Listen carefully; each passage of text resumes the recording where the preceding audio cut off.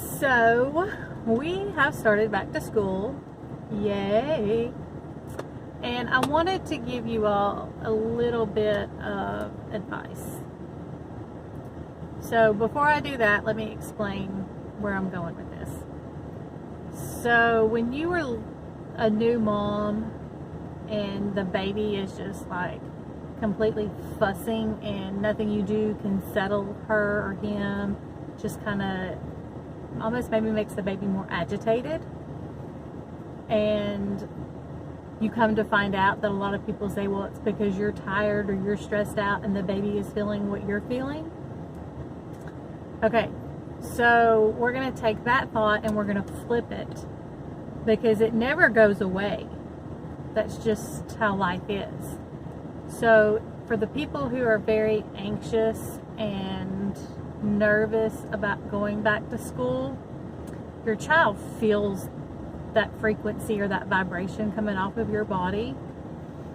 And as hard as it is, we need to kind of put our own anxiety and anxiousness and unknown off to the side, and really try to focus more on the positive aspects of this, so that's the vibe that our children get, because we don't want them to absorb our fears and our anxieties about going back to school.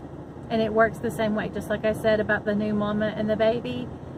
It works the same way when we're older. Our kids will still absorb our anxiety. So with that being said, there's probably going to be a lot of frustration, a lot of aggravation, and I wish they did this, I wish they did that. Try not to talk about it around your kids.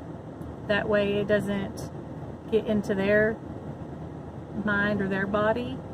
And then also, when you are around them, around your children, try to really point out the positive things about it and let them know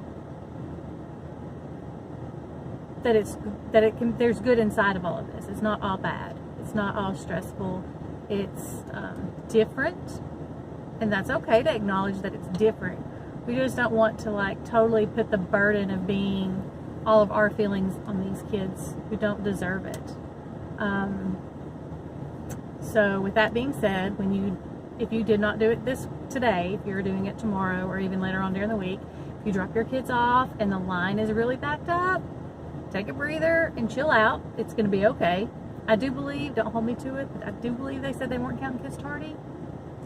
In the afternoon when you come and you can pick up your kids and the lines are really backed up, be patient and give them some grace.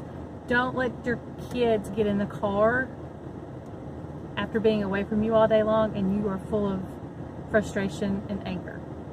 Okay? Because there's enough of that in the world. They don't need it around you too. So anyways, I just wanted to remind you about that little tidbit about your frequency and what you're putting off on your children and how they can pick up on your vibe, and hope that it kind of made you see things a little bit differently and try to really project calm and happiness and love to them right now in all of these times of uncertainty.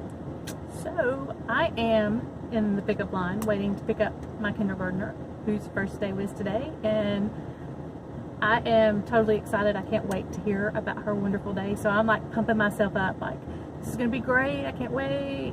So that when she does get in the car, she feels all of that happy emotion and that happy vibration. So that's what I got for you today. Peace out. I'll talk to you later. Bye-bye.